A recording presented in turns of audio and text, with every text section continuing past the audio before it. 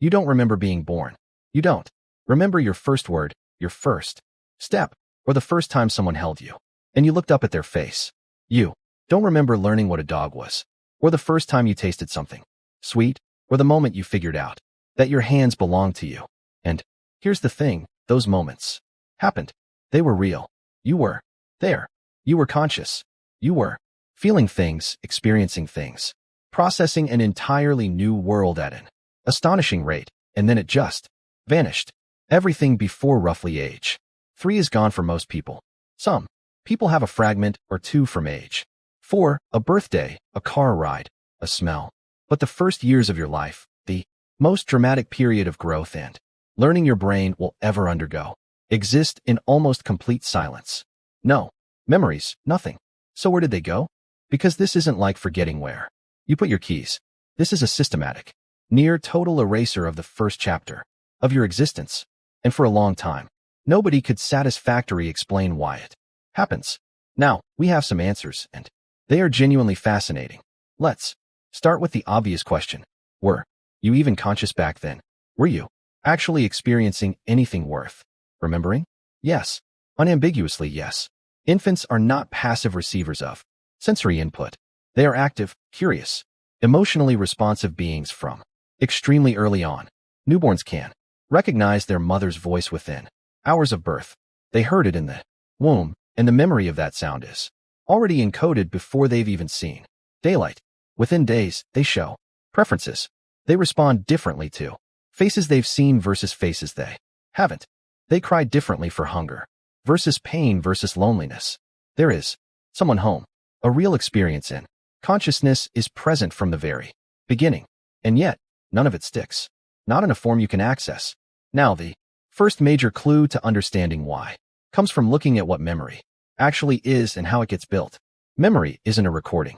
This is probably the most important thing to understand about how the brain stores experience, and it's wildly counterintuitive. When something happens to you, your brain doesn't hit a record button and file away a video clip. What it does is far messier and far more interesting. Different aspects of an experience get processed by different brain regions. Simultaneously, the emotional content goes one place. The sensory details go somewhere else. The sequence of events, the narrative of what happened goes somewhere else entirely.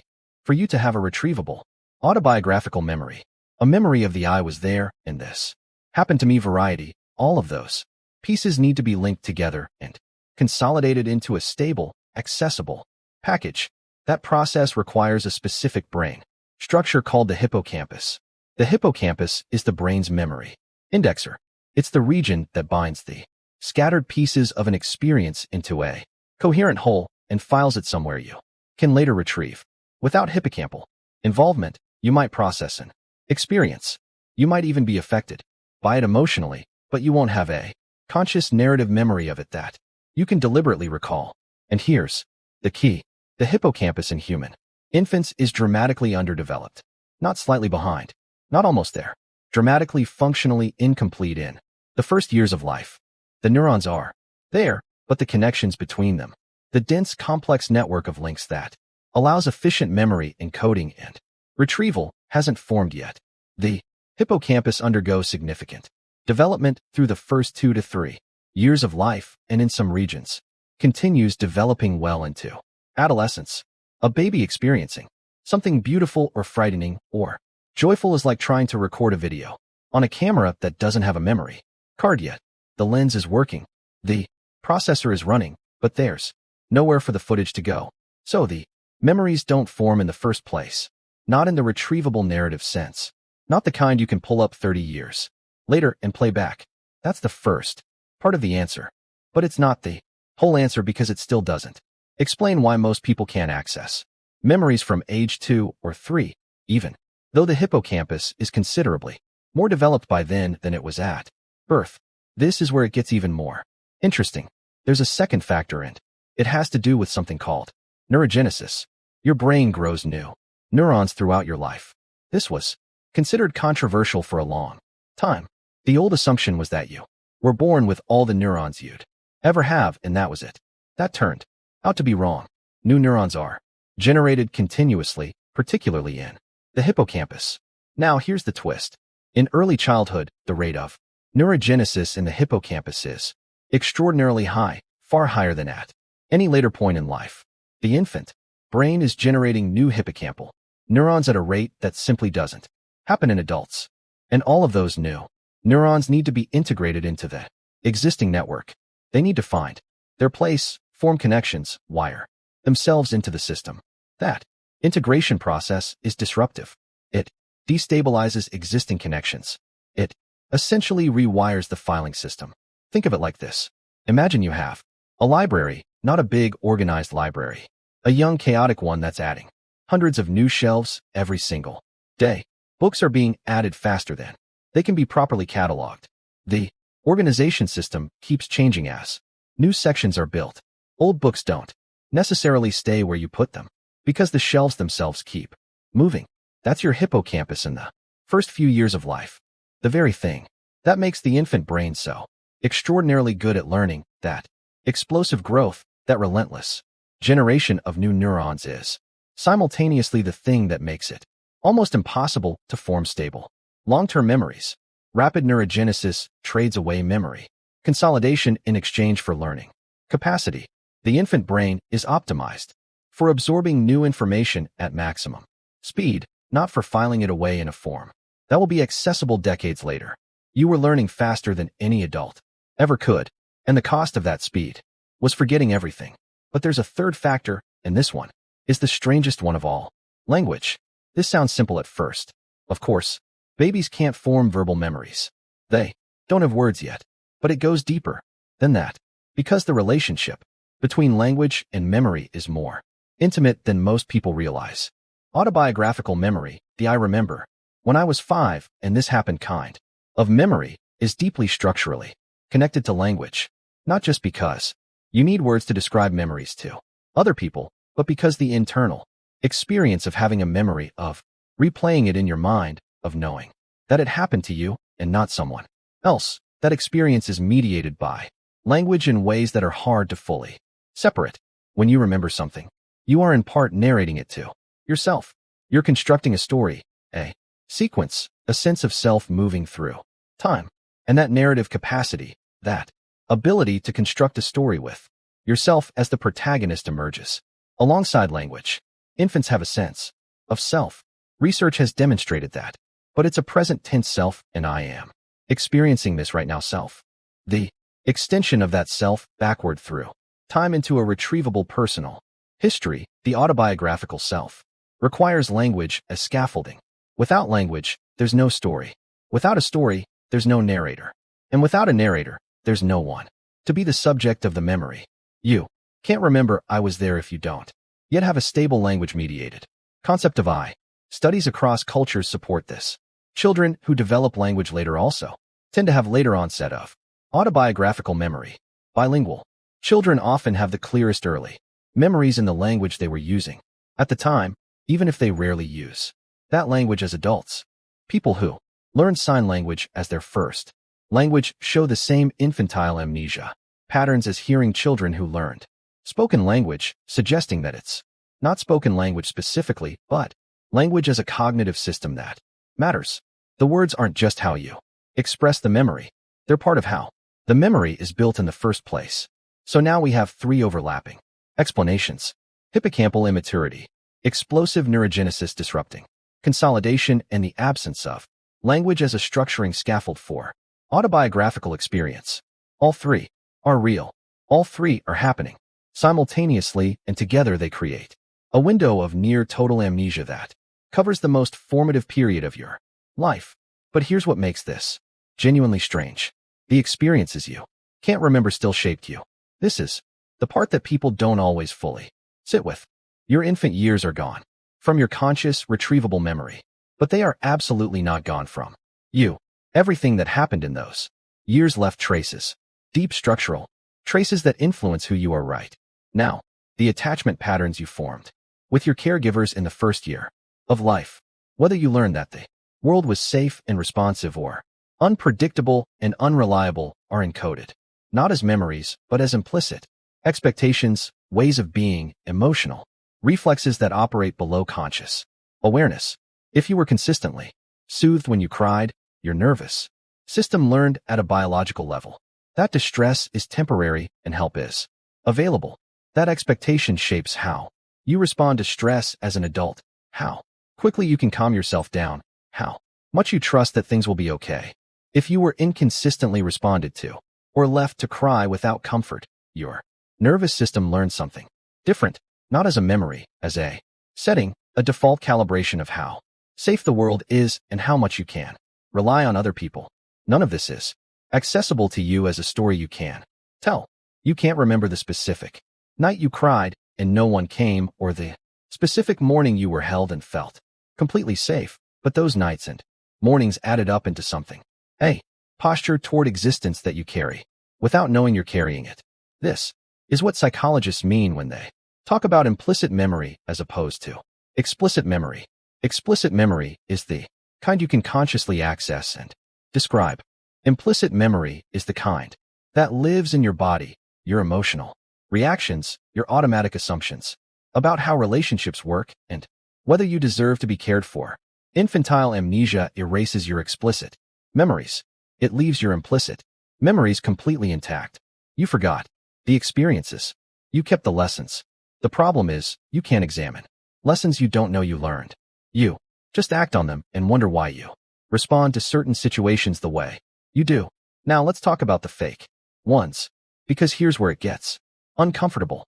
Some of the earliest memories you think you have are probably not real, not distorted, not exaggerated, actually fabricated, constructed by your brain from photographs, stories, and repeated tellings, and then filed as if they were genuine experiential memories. This is extremely well documented in memory research, and it's deeply unsettling the first time you really confront it. Here's how it happens. Your family has a photo of you at your second birthday party. You've seen that photo dozens of times growing up. Adults told you the story of that birthday. What happened? Who was there? How you reacted to the cake. You heard that story enough times that your brain eventually built a mental representation of the event. And then at some point, your brain filed that mental representation in the same place as actual memories. Now it feels like a memory. It has the quality of a memory. You describe it as a memory if someone asked, but what you're actually accessing is a reconstruction built from external information, not a genuine trace of the original experience. Researchers have demonstrated that entirely false memories of events that never happened at all can be implanted in people through repeated suggestion and social reinforcement, and those false memories are experientially indistinguishable from real ones. If that's possible with fabricated events, the capacity for genuine experiences to be reconstructed and misfiled as direct memories is even more plausible. Think about the earliest memory you have right now, the one you'd reach for if someone asked, where did it come from? Did you remember it always unprompted? Or did someone tell you about it first? Is there a photo, a family story that gets a family told at reunions? The honest answer for most people is that they can't be sure, and that uncertainty is not comfortable, but it's important. Your memory of your own earliest life is at least partly a story other people told you about yourself that you eventually absorbed as your own, which raises a strange philosophical question. If the memory is vivid and emotionally real and functionally identical to a genuine memory in every way you can detect, does it matter that it might be a reconstruction? Some people say no. The memory serves the same function regardless of its origin. Others find it deeply disorienting because the self you think you are is partly built on stories about your own past. And if those stories are borrowed rather than remembered, what does that mean for who you actually are? There's no clean answer to that, but it's worth sitting with. Let's come back to something more concrete. Why do some people have earlier memories than others? Because they do. The research consistently shows variation. Some people have what feel like genuine memories from as early as age 2. Others have nothing before 5 or 6. The average onset of reliable autobiographical memory is around 3 to 3.5 years, but the range is wide. Several factors seem to influence this. Culture is one of them.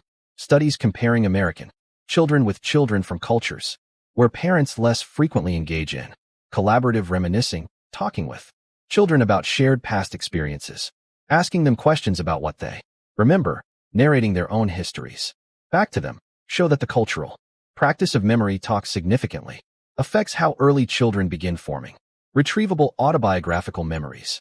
In cultures where parents frequently say things like, "Remember when we went to the beach last summer? What did you see?" Where memory is actively rehearsed and socially reinforced, children develop earlier and more detailed autobiographical memories. The social practice of remembering together teaches children that their experiences are worth preserving and gives them the narrative scaffolding to do so. Memory, it turns out, is partly a social skill. And like all social skills, it develops faster when it's actively practiced and encouraged. Gender is another factor, though the reasons are complex. Studies have found that on average, women report earlier and more emotionally detailed childhood memories than men, whether this is biological or a product of different socialization patterns around emotional expression and narrative, or some combination of both is still debated. And then there's stress. Significant emotional experiences, particularly frightening ones, sometimes leave traces that other memories don't. The amygdala, the brain's emotional alarm system, is active and functional much earlier in development than the hippocampus. Fear responses, intense emotional moments, can sometimes leave residues that surface later as feelings or physical reactions without any accompanying narrative memory. You might become inexplicably anxious in a hospital or feel an unaccountable sense of safety at the smell of a specific food without knowing why. The emotion remembered the experience, even when the story didn't. Here's something that doesn't get discussed nearly enough in all of this. Sleep. Memory consolidation. The process by which new experiences are converted into stable long-term memories happens primarily during sleep, specifically during slow-wave sleep and REM sleep, when the brain essentially replays and reorganizes the day's experiences, strengthening important connections and pruning unnecessary ones. Infants sleep enormously. Newborns sleep 16 to 18 hours a day, and their sleep architecture is radically different from adult sleep. They spend far more of their sleep time in active, REM-like states than adults do. For decades, researchers assumed this was just a biological quirk of development, with no particular significance for memory. It turns out that might be wrong. Some researchers now believe that the enormous amounts of active sleep in infancy serve a specific developmental function, not storing discrete memories, but consolidating the foundational patterns that underlie learning how faces work, how voices work, how physical objects behave in space, how social interaction flows. The infant sleeping for 18 hours is not wasting time. The infant sleeping for 18 hours is building the operating system that everything else will run on, not saving individual files, installing the software. And one implication of this is that the experience is happening during those awake hours aren't being stored as memories precisely because they're being used for something more fundamental. They're being processed into architecture rather than narrative, into capability rather than story. You don't remember learning to see, but you can see. You don't remember learning that objects are solid and permanent, but you know it instantly and effortlessly every moment of your life. You don't remember learning to read faces and voices for emotional meaning, but you do it automatically thousands of times a day without any conscious effort. All of that was learned in the years you can't remember. It just got filed in a different format than the memories you can access. Deeper, more permanent, more fundamental. So what does all of this mean for you right now? It means that the first years of your life were not wasted just because you can't remember them. They were in many ways the most consequential years of your entire existence. The years when the foundational architecture of who you are was laid down at a level deeper than memory can reach. The person you are, the way you attach to people, the way you respond to uncertainty, the things that calm you and the things that destabilize you, the intuitions you can't explain, and the fears that seem to come from nowhere. All of that has roots in a period of your life that is completely invisible to your conscious mind. You are built from experiences you cannot access. That's either terrifying or liberating, depending on how you hold it. On the terrifying side, you can't examine the foundations. You can't go back and audit the first 3 years to understand why you are the way you are. The influences are real. They're shaping you constantly, and they're entirely outside your conscious reach. On the liberating side, the absence of explicit memory means the absence of explicit narrative. You don't have a story you tell yourself about those years, and that means the story isn't fixed. The implicit patterns can be changed not by remembering, because there's nothing to remember, but by new experiences that update the old. Calibrations. Therapy, safe. Relationships, consistent new evidence that the world is different from what your 3-month-old self concluded it was. The brain is plastic. The early patterns are influential, but they're not destiny. They're just the starting position. And here's the last thing worth considering. Every generation is shaped by experiences they can't remember, passed down from caregivers who were shaped by experiences they couldn't remember either. The implicit emotional inheritance moves through families across generations. Anxiety, patterns, attachment styles, default expectations about whether the world is safe without anyone being able to point to the original source or consciously decide whether to pass it on. You received something from your caregivers that came from their caregivers, not as stories, not as explicit teaching, as calibration, as the emotional atmosphere you breathed in your earliest years, before you had any awareness that you were absorbing it.